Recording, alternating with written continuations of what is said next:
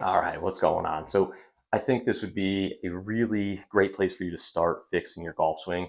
Um, that place would be starting at address. Like from address, let's get myself a little more in frame. You bend from the hips a lot. So you bend a lot from the hips, but in return, your flex in your legs doesn't really match up with how that bend in your hip should be. So if you were thinking of a player that had a lot of like hip hinge or hip bend, maybe think of like a Matt Kuchar or someone that looks a little bit more like bent over. You don't look like that because you don't stick your rear end out far enough and you don't support it with as much knee flex as someone like him. So what I need from you is I need you to take some of that bend out of your hip. So like take your rear end and kind of get yourself a little taller. You could put a little flex in your legs, but I need you to be a little more like this and a lot less like this. So if you can tell, there's a lot of, we call that hip hinge, or you're just bending from your hips way more than you need to. So when you do that, it forces our body to be more out over the golf ball. It puts your balance point way more on your toes.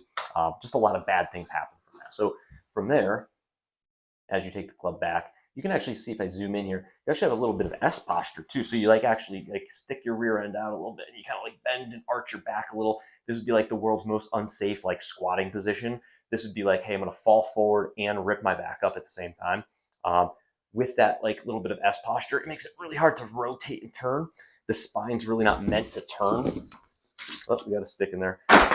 If my back looks something like this and it's bent down here and then it's curved this way, it's really not meant to twist like that. The spine will have a little bit of curvature to it, but it doesn't want to do that. So let's eliminate as much of that S posture as possible.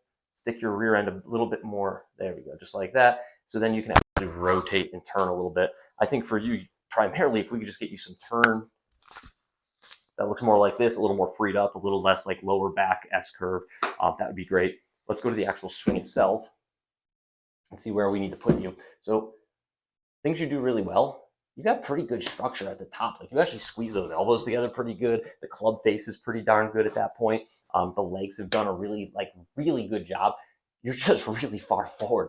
So everything you do from this point is going to be like a compensation to kind of counteract what you're doing there. So as we take the club down a little bit further, I'm going to stop it right about here. So you've got a lot of depth. This club looks like it wants to move in to out, and that's a good thing if you're looking to hit maybe like a draw. But this would be the time and the place where I'd be like, hey, I need to see what a face on looks like, because what it looks like is happening is it looks like you're coming down from the inside, but it also looks like you're tossing the club a little bit from here. So from this angle, it looks like the club head is getting closer and closer to the ground, and it looks like you're going to be a little bit scoopy. You're going to be a little bit behind it, and it's going to look a little more like this through the golf ball. If I was a betting man, I would imagine you probably hit a lot of really thin shots because the club gets to the ground first. Maybe you miss the ground and you kind of like pick it a fraction, or you'd lay sod over it occasionally. Maybe you're missed with like a hybrid or a 3-wood is a bit of a drop kick where it hits the ground and then bounces back up into the golf ball. That's just the tendency I think I would see from a swing that looks like this, where you'd have to really maneuver yourself forward to get the low point to be correct. So from a face-on view, like I said, I think it's going to look something like this.